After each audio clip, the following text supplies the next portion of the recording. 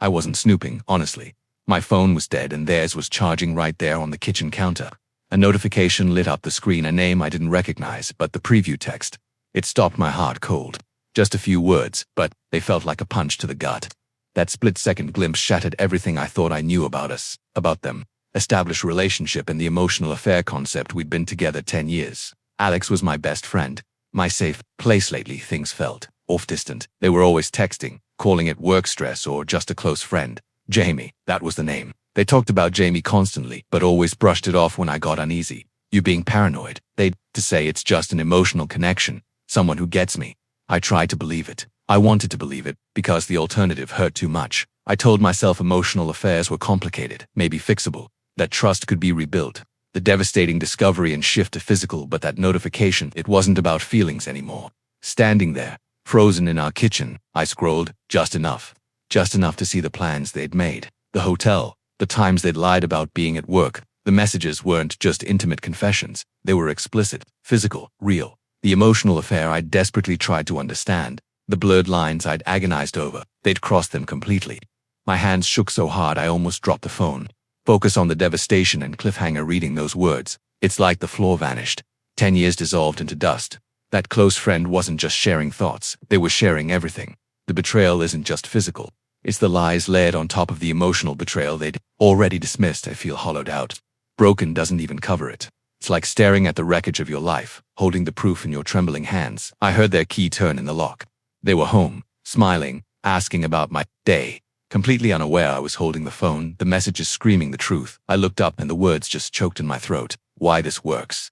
Powerful hook starts mid-action with the accidental discovery. Human-centric uses I statements. Relatable feelings, gut punch, shaking hands, feeling hollow. And avoids robotic language. Builds suspense, traces the painful progression. From suspicion greater than emotional affair, discovery of physical betrayal. Keywords woven in, emotional affair, physical betrayal, trust, messages, blurred lines, broken. Cliffhanger, ends on the tense moment of confrontation just beginning. YouTube save. Focuses on emotional impact and discovery of infidelity without explicit descriptions or promoting harmful actions. Natural tone uses contractions, simple phrasing, and realistic emotional reactions. Sets up story, clearly introduces the narrator's perspective. The partner Alex, the affair partner Jamie, and the core conflict. My mind flashed back to last month, that weekend getaway Alex suddenly cancelled. Just too much work piling up. Babe, they'd sighed, pulling me into a hug that felt different, distracted now. I knew the dates matched the hotel booking confirmation I'd just seen glaring from the screen. That urgent project was Jamie, all those late nights at the office. The sudden protective passcode on their phone, little red flags I'd brushed aside, chalking it up to my own insecurity. I wanted to trust them. I remembered the early days, how Alex used to look at me like I was the only person in the room. When did that stop? When did Jamie's texts start lighting up their face with that same secret smile? The emotional affair, alone, had been tortured. Watching them grow distant, clinging to their reassurances that Jamie was just a friend, someone who understood their stress. I'd felt crazy, questioning my own intuition, walking on eggshells, trying not to seem jealous or controlling. I'd blamed myself for the disconnect, wondering if I wasn't supportive enough, if I'd let the spark fade. The blurred lines were agony. The constant texting, the inside jokes I wasn't part of, the way Alex seemed more excited to talk about their day with Jamie than with me. I'd tried so hard to bridge that gap, to be the partner they needed, not realizing the gap was being carefully, deliberately widened away from me now. Seeing the cold, hard evidence of the physical betrayal, it wasn't just the act itself, it was the meticulous deception. The double life, the way they'd looked me straight in the eye, kissed me goodbye, and walked out the door to meet Jamie, the sheer effort they'd put into hiding it, weaving lies into the fabric of our everyday lives. The messages weren't just explicit, they were cruel in their casualness, planning rendezvous around our schedule, mocking my obliviousness in their private jokes. The trust wasn't just broken, it felt incinerated. Hey, you okay? You look pale, Alex said, finally turning towards me, a faint line of concern appearing between their brows. They took a step closer. My grip tightened on the phone. Every instinct screamed to throw it, to scream, to demand answers, but the words, they were still lodged somewhere deep in my throat, choked by a wave of pure, paralyzing hurt. They reached out, maybe to touch my arm. I flinched. The confusion on their face was almost genuine. Almost did they have any idea what I held, what I knew. The air crackled with everything unsaid, a bomb waiting to detonate with my next breath. What are you doing with that? Their voice cracked, a thin, reedy sound utterly unlike their usual confidence. The grocery bag slipped from their other hand, hitting the floor with a dull thud. a can rolling pathetically across the tiles. That mundane sound, in the middle of this nightmare, felt absurdly loud. I finally found my voice, but it came out raw, scraped thin. Jamie, just the name. It hung there, heavy and poisonous. The close friend who just gets you. The one you swore was just emotional. I spat the last word out, tasting its bitter betrayal. Was the Hilton nice last month, Alex, when you cancelled our plans because work was too busy?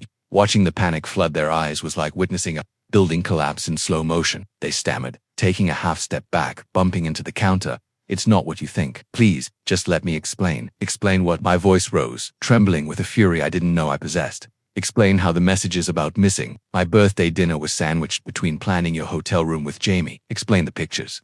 Explain how you laughed with them about me being so clueless. The raw intimacy of the messages I'd glimpsed wasn't just physical. It was a shared secret world built on mocking my trust, my love. The emotional betrayal suddenly seemed like the foundation for this physical wreckage. My mind raced, connecting dots I'd desperately ignored. That sudden protectiveness over their phone 6 months ago, the unexplained charges on the credit card. The weekend Alex went camping with the guys, a trip Jamie had conveniently mentioned taking time off for 2. The nights they'd roll over in bed, facing away, claiming exhaustion while their phone glowed faintly under the covers.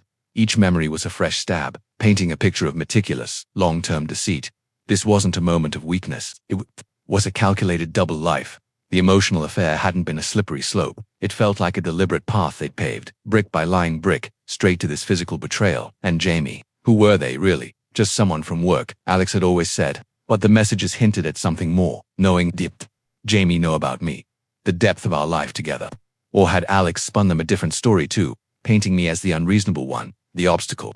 The thought that someone else might have been laughing at my expense, complicit in tearing down 10 years, it added a whole new layer of humiliation to the gut-wrenching pain.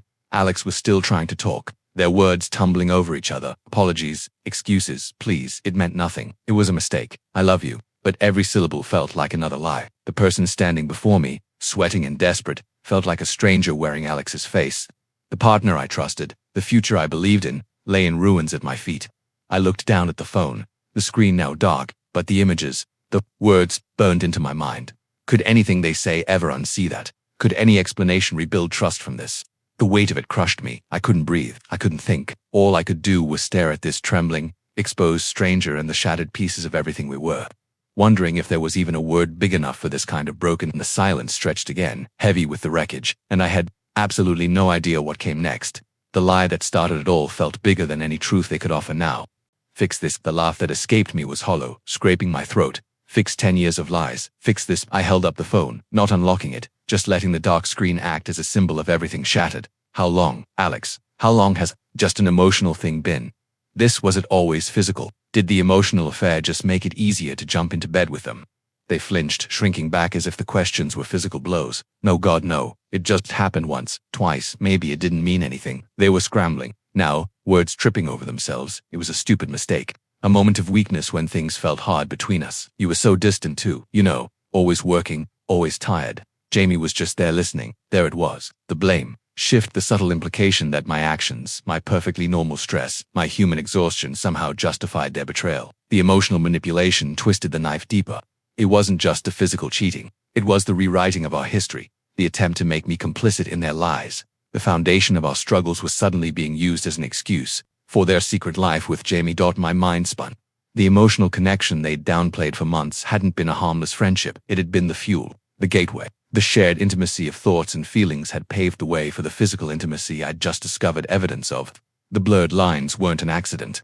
They were the carefully constructed fog Alex used to hide the truth, the trust I desperately clung to even when my gut screamed. Felt like the ultimate joke. And Jamie, my voice was eerily calm now, a dangerous contrast to the storm inside. Do they know you're standing here calling what you did a stupid mistake? Do they know you're blaming me for your choices? Or do they think this is some grand love story? The humiliation burned. Was I just the clueless obstacle in their secret narrative? Alex opened their mouth, probably to spin another lie, another justification. But something in my expression must have stopped them. The raw, unfiltered pain, the utter devastation that went beyond anger, settling into a cold, crushing weight. They saw it. The mask of the desperate, pleading partner slipped for a second, replaced by a flicker of something else. Guilt, fear of consequences, not remorse for the pain, but fear of losing control.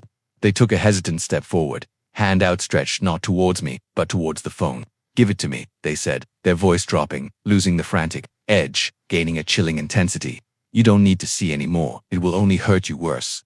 Just give me the phone and we can figure this out, please. My fingers tightened around the cold plastic. Every instinct screamed to fling it at them, to shatter it against the wall. But another colder part held me still. The phone wasn't just proof. It was a doorway. Unlocking it meant seeing the full, ugly scope of their betrayal. The explicit messages, the planning, the mocking jokes at my expense. Did I really want to sear those images permanently into my brain? Could I survive that level of detail? Alex saw my hesitation.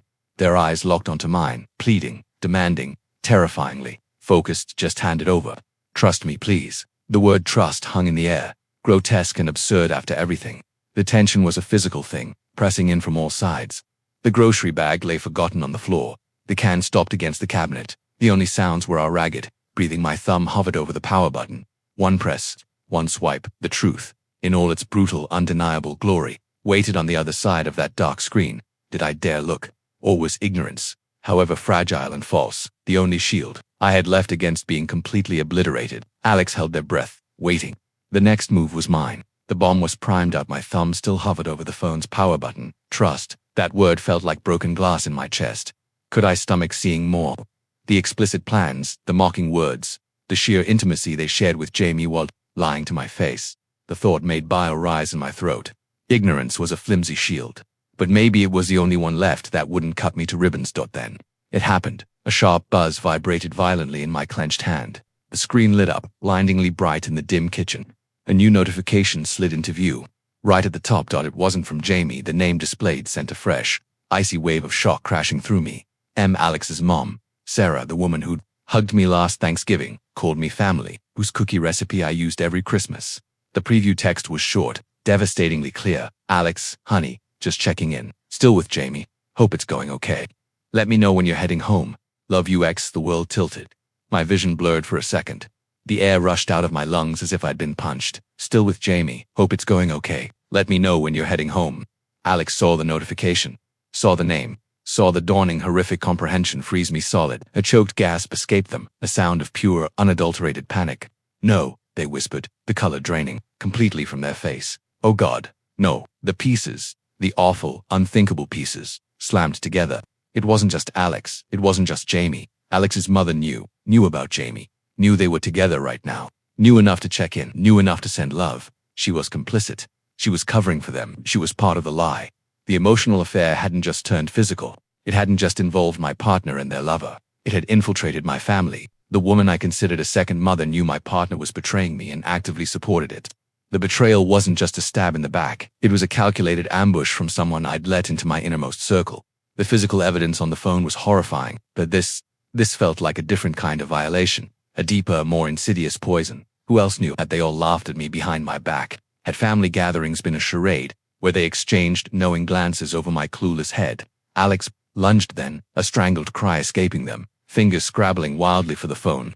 Give it. You don't understand. But I stumbled back, clutching the device like it was the only solid thing left in a collapsing world. The screen, still lit with Sarah's damning message, felt like it was burning my skin. You told your mother. The words were ripped out of me, raw and shattered. She knew everything and just covered for you. The sheer scale of the deception, the network of lies that extended beyond our home, was overwhelming. The trust wasn't just broken with Alex. It felt like my entire foundation, everything I thought was real and safe, had been built on quicksand. Alex froze, arms still outstretched, their expression a mask of terror and guilt.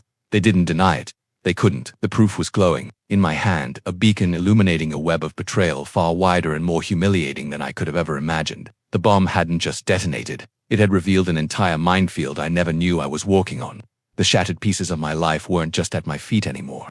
They were scattered across a landscape poisoned by secrets I hadn't even known existed. What other lies were waiting to surface? The suspense wasn't just about Alex and Jamie anymore. It was about how deep this rabbit hole of betrayal truly went, and who else I'd blindly trusted while they watched me drown. I understand perfectly, I said, the words slicing through the tension. I understand that this. I shook the phone. Sarah's message, still glaringly visible, wasn't just your secret. It was a family affair. Your mother knew. She covered for you. Sent you love while you were lying to me, destroying us. The humiliation was a physical burn. Who else? Alex. Who else laughed at the fool while you played house with Jamie? They crumpled then, the desperate energy draining away, replaced by a slumped, defeated posture, Tears streamed down their face, but they weren't the tears I might have pitied days ago. They were the tears of someone caught. No one else, they choked out. Just Mom. She thought Jamie made me happy. That you? They trailed off, unable to finish the sentence, blaming me to my face again. The emotional affair turning physical was devastating enough. Discovering the calculated lies, the double life, felt like being hollowed out, but Sarah's complicity, that was a different kind of break. It poisoned every memory, every shared holiday, every time she'd called me daughter. The trust wasn't just shattered between Alex and me. It felt like the entire foundation of my world had been built on deceit. The blurred lines weren't just between Alex and Jamie. They'd blurred the reality of my entire support system. Alex sank to the floor, back against the cabinets, sobbing, "I'm so sorry. So sorry. It was a mistake. A huge, terrible mistake. I never meant to hurt you like this. I love you." The words "I love you" felt like ashes in my mouth. How could love coexist with this? With the explicit messages, the hotel bookings, the shared jokes at my expense, and now, the knowledge that their mother had cheered them on. The pain was immense, a crushing weight on my chest, but beneath it, a strange, cold clarity began to form. This wasn't a moment of weakness. It was a pattern, a choice, repeatedly and covered up systematically. I looked down at the phone, then at Alex, broken on the kitchen floor amidst the spilled groceries. The raw evidence of their betrayal pulsed in my hand, the proof of the physical affair, the proof of the emotional betrayal that paved the way, the proof of the wider conspiracy of silence. I took a deep, shuddering breath. The suspense of what I would do, how I would react, had been building since that first glimpse of a message. Now, the path forward, though agonizing, was suddenly starkly clear. "I don't believe you," I said, my voice surprisingly steady now. "I don't believe you loved me when you did this. I don't believe you're sorry for anything but getting caught." I took a step back, then another, putting physical distance between us, mirroring the emotional chasm that had just been blown wide open. I held up the phone one last time. "This is mine now, all of it, the messages, the proof." Sarah's little check-in. I saw the fresh wave of panic in their eyes. "You don't get to control this narrative anymore, Alex. You don't get to spin this or hide it or beg me to forget. You made your choices. Every single one of them. Now you live with the consequences." I turned towards the hallway, towards our bedroom. The shattered trust, the broken promises, the humiliating betrayal. They were a heavy cloak I wore, but I was walking. Away from the lies, away from the person who'd become a stranger, away from the wreckage of the life I thought I had. But here's the twist you didn't see coming. As I passed a small table by the front door, my eyes fell on the stack of mail I'd brought in earlier. Sitting right on top, impossible to miss, was a thick, official-looking envelope. My name only, the return address, the law firm I'd secretly consulted 3 weeks ago, back when the emotional distance and Alex's defensiveness about Jamie had first truly terrified me. Back when I'd started gathering my own evidence, just in case my worst fears about the blurred lines were true. I hadn't even opened it yet. I hadn't needed to face what it might mean now. I picked it up. The weight of it in my other hand, combined with the damning phone, felt like grim, unexpected armor. I hadn't just found the proof of the physical affair today. I'd been quietly preparing for the possibility long before I knew the full, ugly truth. The climax wasn't just the confrontation or the devastating reveal of Sarah's involvement. It was the quiet realization that somewhere deep down, beneath the desperate hope and eroded trust, a part of me had already started fighting back. Walked down the hall, leaving Alex sobbing on the kitchen floor, clutching the phone full of their betrayal and the unopened envelope containing the first step to my uncertain but finally honest future. The affair was exposed, the web of lies unraveled, but the final resolution, healing, rebuilding, or walking away completely, was a story just beginning. The sound of Alex's broken sobs followed me down the hall, a raw counterpoint to the terrifying silence inside my own head. I didn't look back. Stepping into our bedroom, my bedroom now, the reality crashing down, felt like entering a museum of a life that no longer existed. The photos, the shared trinkets, the familiar scent, it all felt alien, tainted by the web of lies I'd just uncovered. I moved on autopilot, grabbing a duffel bag from the closet, clothes, toiletries, essentials. The phone, heavy with proof of the physical betrayal and Sarah's damning complicity, went into my pocket. The lawyer's envelope, unopened but radiating grim certainty, went on top of the clothes. Alex appeared, in the doorway, face ravaged by tears, leaning against the frame like they might collapse.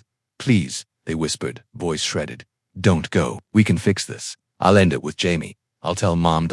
I'll do anything. I can change." The words echoed hollowly in the space between us. The emotional affair had been the warning sign, the cracks in our foundation I desperately tried to plaster over with trust.